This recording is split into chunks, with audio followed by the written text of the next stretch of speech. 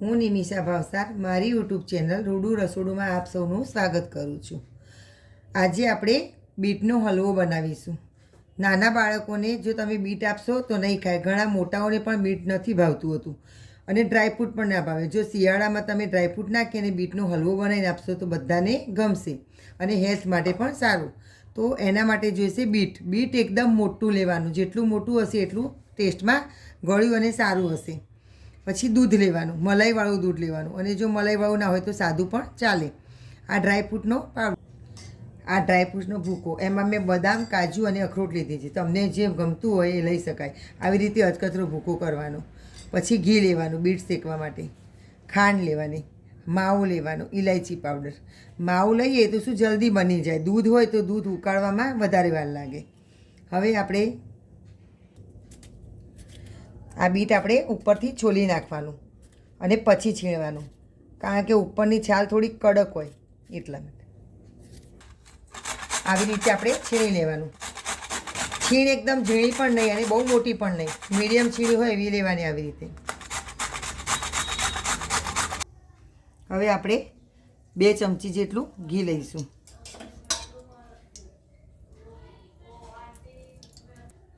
હવે આપણે બધું બીટ આપણે તાવડીમાં લઈ લઈશું અને આપણે શેકીશું.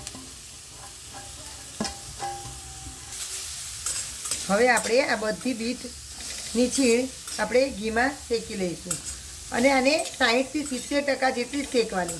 બીજી આપણી જે બાકી રહેશે પ્રોસેસ એ દૂધ જોડે શેકાશે એટલે એકદમ સરસ ક્રીમી થશે.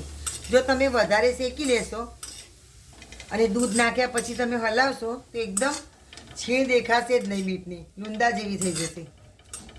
બીટનો માવો હોય એવું થઈ જશે. એટલે એને થોડીક દૂધ જોડે પણ ચડવા દેવાની, તો જ બીટની છીણ દેખાય તો સરસ લાગે. હવે આને આપણે મીડિયમ તાપે શેકીશું.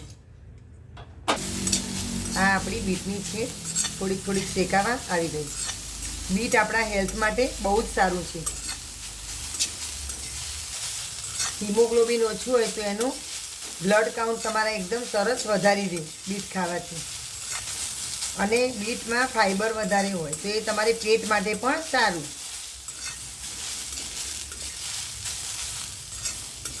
અને હાર્ટ માટે પણ સારું. તો તમને એમ બીટ એમને એમ કાચું નહીં ભાવે અને બાફીને ખાઓ તો એના તત્વો થોડાક ઓછા થઈ જાય. પણ તમે આવી રીતે હલવો બનાવીને ખાશો તો ટેસ્ટી પણ લાગશે અને જોડે હેલ્થ માટે પણ બેનિફિટ સારા છે. તો ચોક્કસ બનાવજો તમે. અને આ તમારે ધારો કે જો ડાયાબિટીસ હોય તો તમે ગોળ નાખીને પણ બનાવી શકો છો. એવું તમને અગાઉ એકવાર ફરીથી ગોળવાળો બનાવીને બતાવીશ. અને જો ગોળ ના નાખો તો તમે ખજૂરની પેસ્ટ નાખીને પણ બનાવી શકાય. એ પણ હેલ્ધી હલવો બની શકે. આપણી બીટની છીણ 60% જેટલી શેકાઈ ગઈ. તો આ જે મલાઈવાળું દૂધ હતું એ આપણે ઉમેરી દઈશું. આનો કલર જ એટલો સરસ થાય કે બધાને ખાવું ગમે. હવે આપણે દૂધ નાખ્યું. હવે જે આ માવો હતો એને આવી રીતે હાથેથી મસળીને ઉમેરી દઈશું. આ આપણું દૂધ બળવા આવ્યું અને માવો પણ સરસ અંદર મિક્સ થઈ ગયું. હવે દૂધ આપણું એકદમ સરસ બળી જાય પછી આપણે ખાંડ ઉમેરીશું.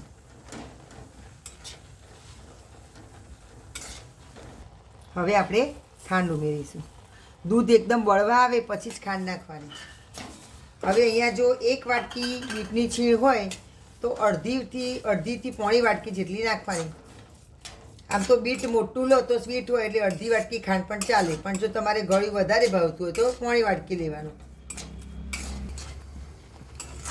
1/3 કપ જેટલી નાખવાની. 1 વાટકી બીટની છીણ હોય તો પોણી વાટકી એટલે કે 1/3 કપ જેટલી ખાંડ નાખવાની. પછી આપણા ઘરમાં ગળ્યું ખવાતું હોય એ પ્રમાણે વધતી ઓછી કરી શકાય. હવે આ બધું ખાંડનું પાણી મળી અને સરસ ઘી છૂટે પછી આપણે ડ્રાયફ્રૂટનો પાવડર અને ઇલાયચી પાવડર ઉમેરીશું. આ આપણો હલવો તૈયાર થઈ જવા આવ્યો. હવે આપણે ઇલાયચી પાવડર નાખીશું અને આ ડ્રાયફ્રૂટનો ભૂકો. બસ હવે મિક્સ કરી લઈશું. તો આપણો બીટનો હલવો તૈયાર. એનો કલર જ કેવો સરસ લાગે છે. જો તૈયાર, એકદમ મસ્ત લચકા પડતો આપણો બીટનો કમ્પ્લીટ હલવો તૈયાર થઈ ગયો.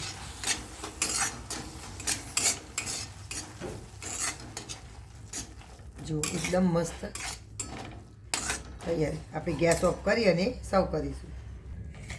આવો એકદમ સરસ આપણો લચકા પડતો હલવો તૈયાર. આ આપણો બીટનો હલવો તૈયાર.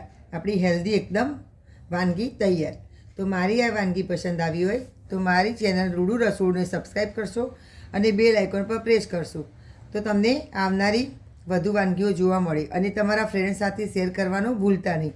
અને બનાવો તો કોમેન્ટ કરજો કે કેવો બન્યો. Thank you.